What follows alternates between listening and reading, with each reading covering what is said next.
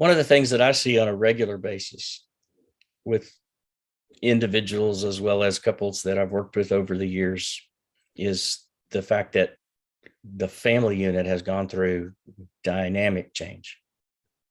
Uh, and we are working through these small changes all the time, but when the big ones happen is when this becomes most evident. And nobody stops to think about that we need to change as well. We need to be adaptable. We need to be flexible. Be kind of like a bendable buddy. I remember from childhood, Gumby and Pokey. Remember Gumby and Pokey? Mm-hmm. Mm-hmm. Then there was Flex Armstrong, but we kind of need to embody those types of things in our relationships, and we kind of need to do them on purpose. And that thing, I think, is where a lot of people lose their way and look up one day and say that this is not like it used to be. Well, no kidding. Yeah, I mean, change is the one constant we can count on, and when things change, we have to tweak some things as well. Mm-hmm. And I think understanding that and being willing to be intentional with that process is the biggest key to being able to navigate that change in a way that works and in a way that leaves us fulfilled and satisfied.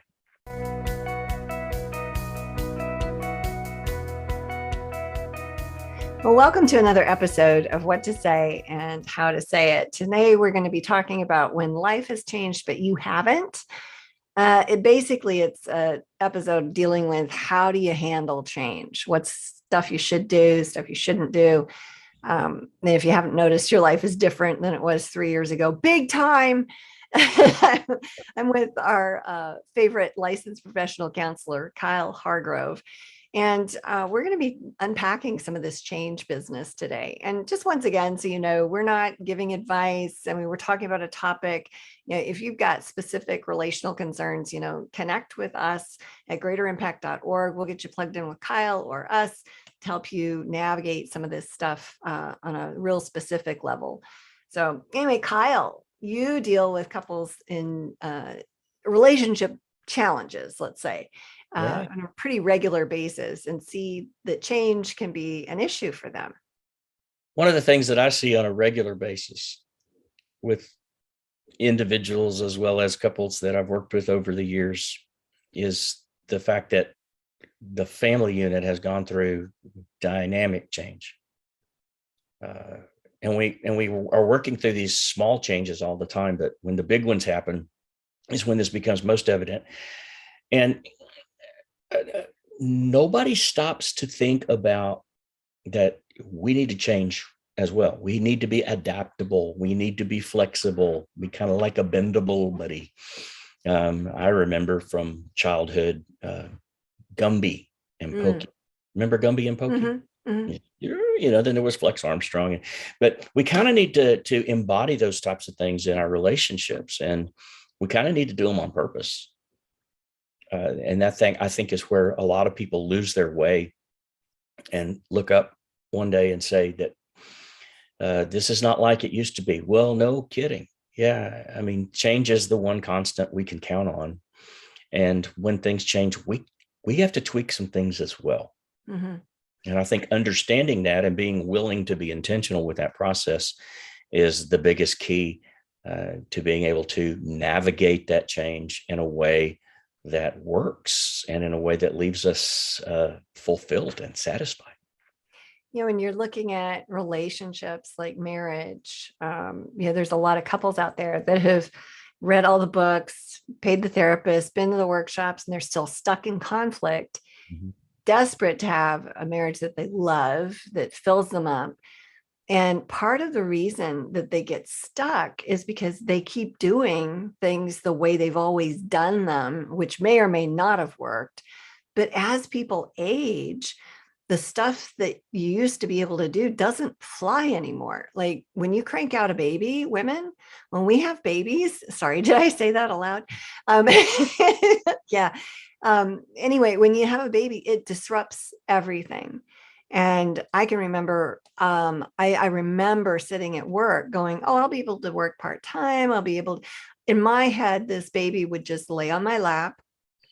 and I'd be able to work at my computer, and the baby would just like a stuffed animal or something. Like, I had no idea what I was getting into. I didn't babysit much or anything when I was younger. So when my first showed up, I was a train wreck.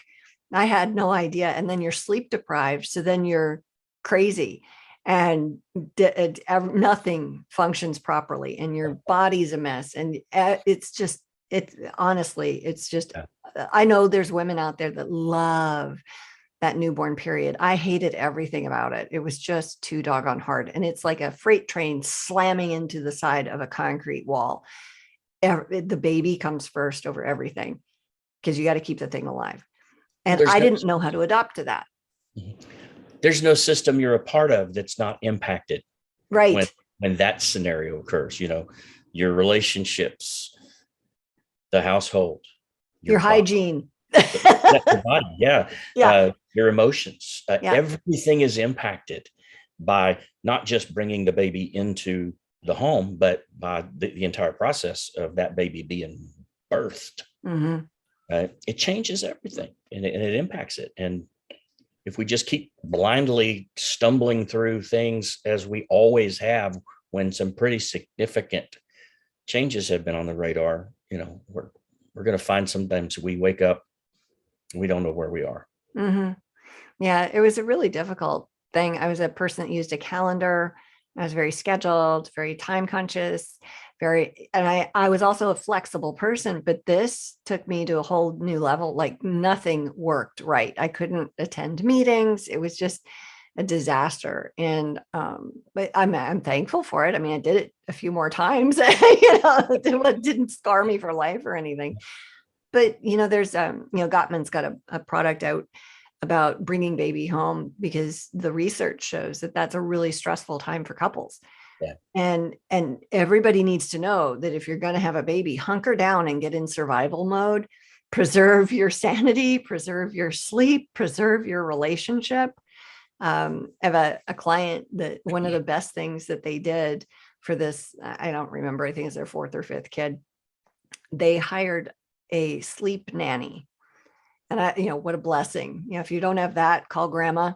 She'd probably love to wake up once in the middle of the night with the baby, but making strategies to survive until baby sleeps for a stretch. You have to be flexible to deal with change. You have to make decisions, plan for it, and take action on it, because it's going to happen. Yeah, it's hard to imagine thinking to yourself, I think, I can go back to work part-time, because you don't realize when you say that you're going to be going back to sleep part-time.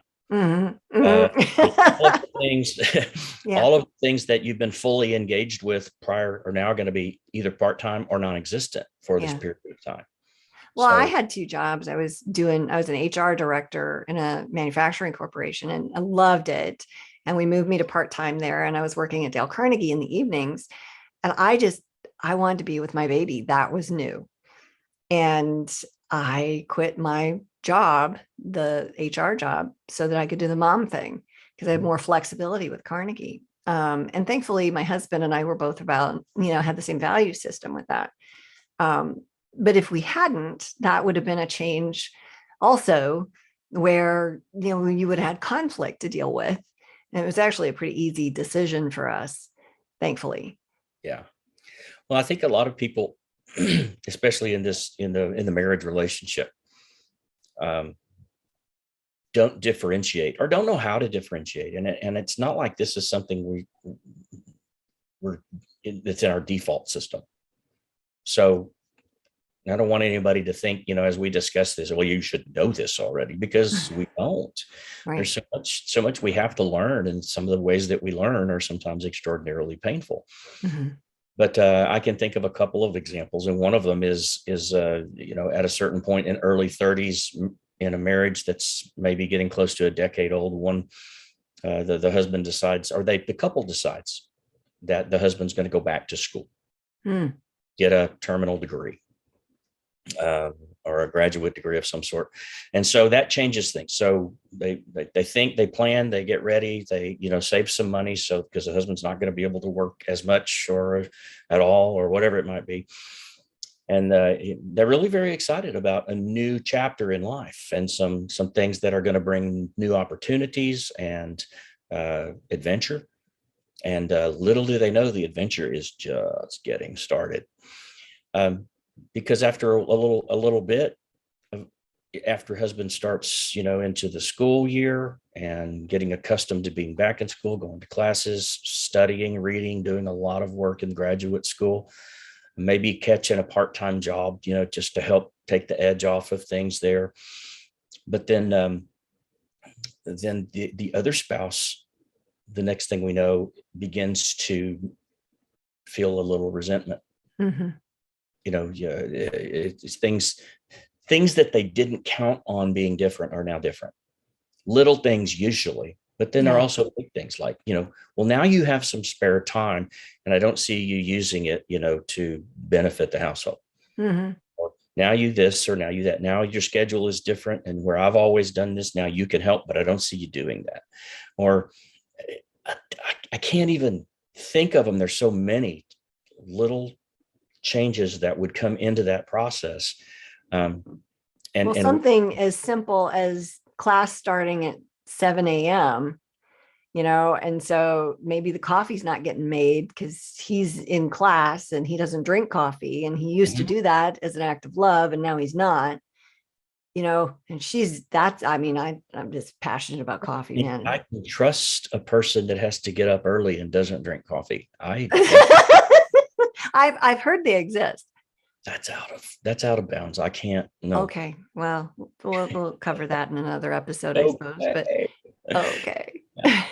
Yeah. But the thing is, we have to presume we're going to have to stretch and we're going to have to adapt and be flexible.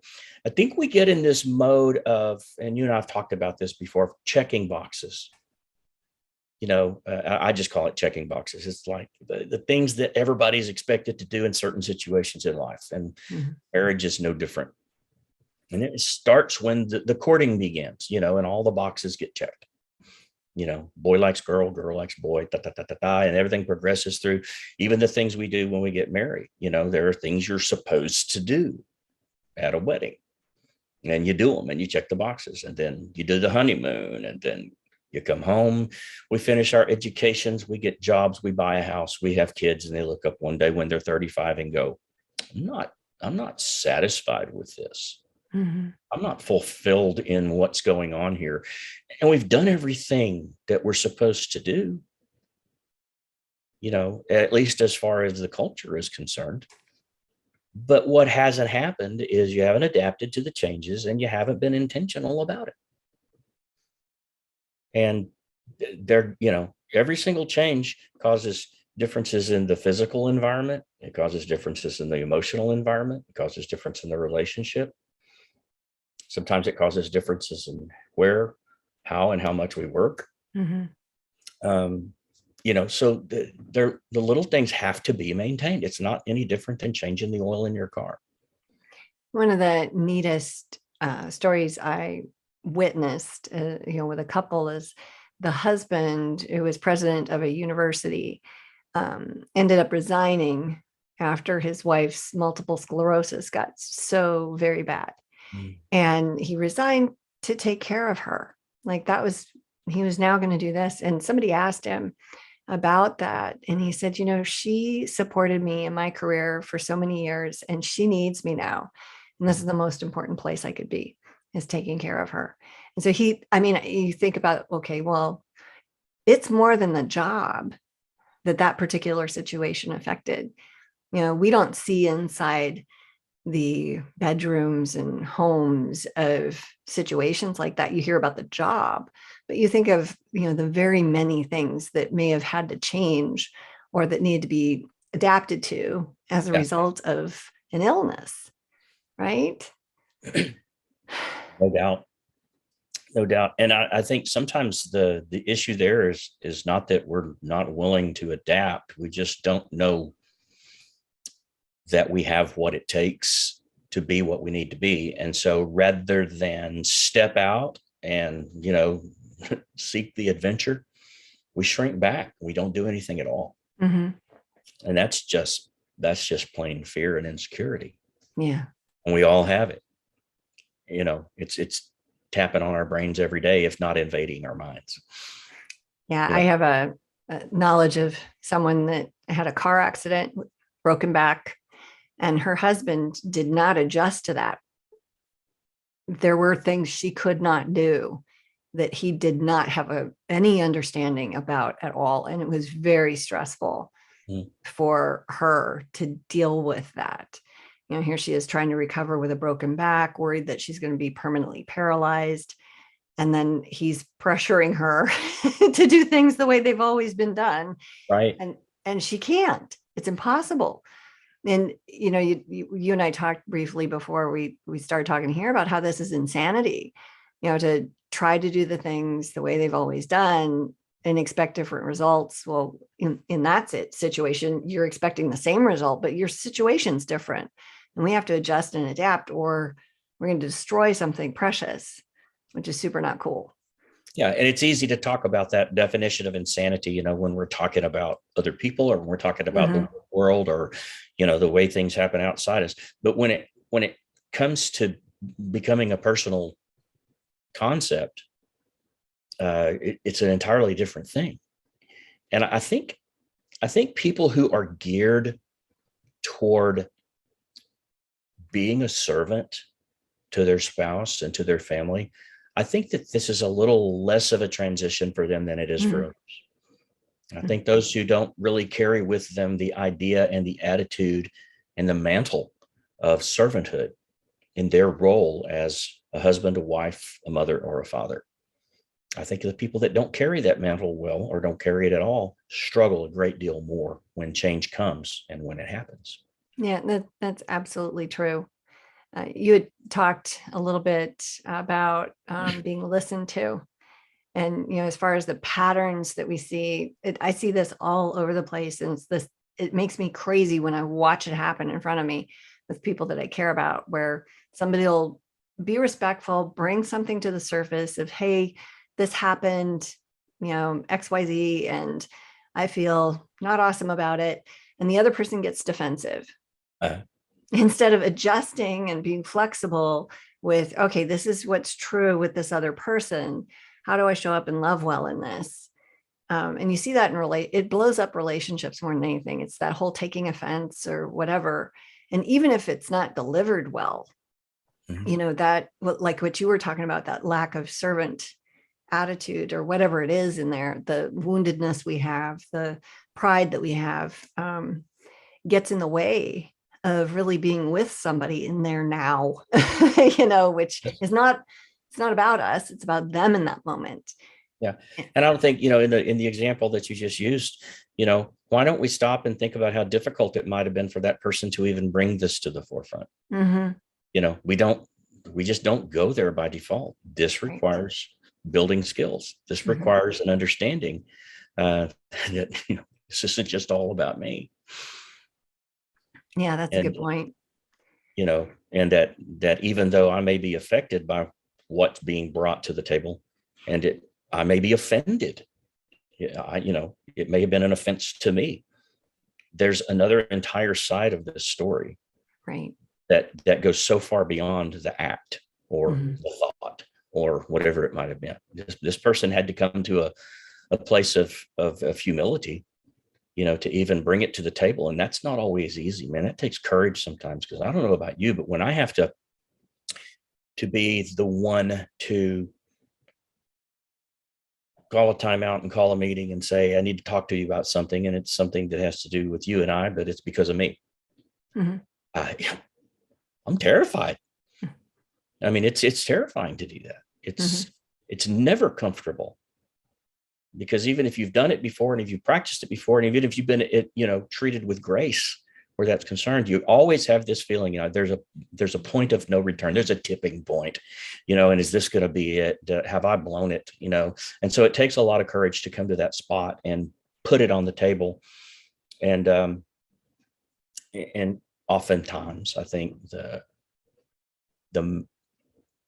the part of it that hurts is what's felt more than anything. And, recognizing the other dynamics around it, it's not easy to do, but Mm-hmm. that's the intentional part. And that takes maturity. I don't think people just come by this naturally. No, I don't think we do either. I think it takes work, takes being grown up, and it takes focusing on someone else versus us in that. You have the person that's brave enough to bring something to you. And I'm not talking about people that are jerks and complain about everything, right? But you have somebody that's brave and says, hey, I feel this way or whatever, like you were saying. And, we get offended when we start thinking about ourselves, that feeling, whatever that is, when we hear that from somebody, if we're thinking about ourselves, if we don't have a solid identity, because we can hear those things and we can know our truth and we can still honor that person and hold a different opinion at the same time. That dialectical brain thing, a lot of people don't understand that you can have like 5 truths. You have a different truth for every person that's there, and sometimes twice as many, because we don't see all the stuff that God sees.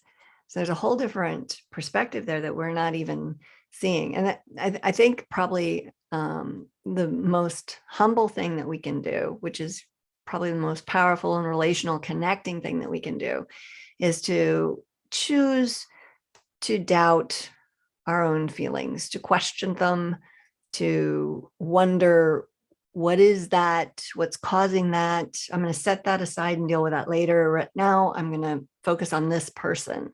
This is their truth. They brought it up. Let's explore that with them. And if I'm culpable for something, let me own it, apologize, do the grown-up thing. And if I've got stuff in the way of that, that's hard to do, my own stuff. But we can work through those things later if we give ourselves grace and we start practicing this, focusing on the other person and their point of view. Yeah. And I think some people come by certain roles more naturally than others do, when it comes to navigating through conflict and the ability to confront and make it a productive experience instead of a total dumpster fire. Yeah, I think most of us, when we just hear the word confrontation, that we go to the dumpster fire in our mind, because we see that a lot more frequently than we do seeing confrontation being a positive thing. But I think it's what I was going to say is I think it's more likely that one person in a 2-person in a dyad, one person is going to be the more natural or have be more likely to accept that role of being intentional through the confrontation process. But it reminds me, when we're talking about roles, of in some situations in families, when people take on roles based on the circumstances, and then things change and suddenly they don't know what role they have any longer. And the best example I have of that is in my years working in addiction, and most specifically with adult men. It was not unfrequent at all to have a real struggle with inside the marriage relationship after treatment. And you have to go back and see the entire story, which begins with a young wife begging and pleading her husband to stop drinking or doing the drugs or whatever it is, and being his cheerleader and cleaning up after him and the messes that get made in life and so forth. Yet all along, I believe in you. I believe in you. You can beat this. You can beat this. And finally, he says, okay, I'll go for help. And he does. He goes for help. He spends the time. He does the work. He comes out committed to be a new person with a new understanding and some education about his condition and his situation. And after a few months, suddenly there becomes this eruption of emotion, usually from the wife. And when we get down to and dig down and drill down into that, we find out she's had this role for years of being the pusher and the cheerleader and the encourager and the I believe in you person and well, now he's better. He's better and he's progressing, and the role that she came to be comfortable with is no longer needed. at least not in the same way. Right. And that becomes a huge dynamic that's not a positive one, in this relationship, and didn't see it coming. What sounds like an identity crisis. Oh, absolutely. Yeah. And it's an identity in several different locations. It's the identity in terms of how I see myself. It's the identity in terms of the relationship and my role with my partner. Probably, even takes on spiritual undertones in terms of where was my identity grounded to begin with. Yeah. Yeah. No kidding. Mm-hmm. That's a thing. When we do public speaking training and relationship stuff too, we push people out of their comfort zones. We ask them to do new things they're uncomfortable doing over and over again until they're no longer afraid of that. And that's one of the keys, I think, in terms of becoming more flexible as an individual, is choose change. Mm-hmm. To do something new, choose change. You actually get better at that. And if you can shift your heart and your mindset to be grateful, you can handle just about anything. Yeah. We had a tornado 2 weeks ago. It went down my street, and thank God, I know it's been thank God our house didn't get hit by the trees that came down in our backyard. Yeah. And nobody in our neighborhood died. Nobody in Goshen, which is near here where my son and his wife lives. Nobody there died. But they lived with us for a bit. And I could have been all stressed out about this. My husband, we loved it. We loved being together. Our neighborhood, just community, who needs water. I mean, they were out handing out bottles of water to the people that were clearing trees. I mean, it was just crazy. Everybody just pulled together. And that's a pivot that comes from maturity. How can I help versus a woe is me? Here's this catastrophe. What can I do? Mm-hmm. And that's what I think we're headed for today, is the mature mindset that goes along with how to handle change. But we have to level up to get into that space, and we have to choose change, choose gratitude, look for the opportunity to be positive and do new as much as possible. Now, what would you add to that? Out loud and on purpose. How do you mean? I mean, don't wait for change to come to you. When you say change the mindset, understand that it's coming. Whether you're, and it's going to happen in ways that you expect and in some ways that you don't. But, just being observant in your own relationships and in your own space will show you some places that need change. Get proactive about it. Don't be afraid of it. It's like anything else. It's new. It's riding a bike. We may skin our knees and elbows and head and shoulders and knees and toes. We may, we're going to make some mistakes, and that's okay. Mm-hmm. Because all the things that we're talking about is probably, for the most part, all we ever talk about. None of this stuff is natural for us. Right. It doesn't come with the package. It has to be built in and added on. And so when we're talking about being willing to look for change and look for things that are the dynamics that are shifting in a relationship or in a household or whatever it may be, we have to be willing to be observant. We have to be willing to be honest about what we see. Mm-hmm. We have to be willing to take responsibility and accountability.